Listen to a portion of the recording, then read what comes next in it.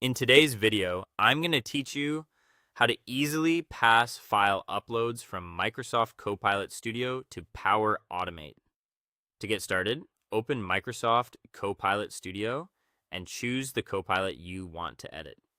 This is the assistant where your file upload experience will live, so make sure you're working in the correct environment before moving on.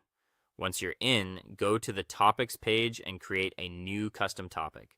This topic will contain the conversation steps that allow a user to upload a file and send that information into Power Automate.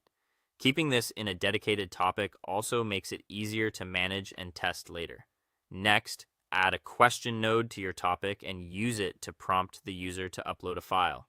Keep your prompt simple and clear so the user knows exactly what to do.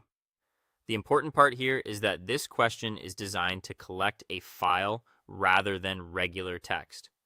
After adding the question, set the identify property of that question node to user file attachment. This tells Copilot Studio that the response should be treated as a file upload. Without this setting, the system may not capture the input in the correct format. Now save the user input as a variable. When you do this, Copilot Studio automatically captures useful file details, including the file content URL and the file name. These values are what you'll pass into Power Automate, so saving them properly is essential.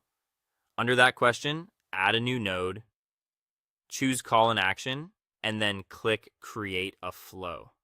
This creates the connection point between your Copilot topic and the automation you want to run in Power Automate.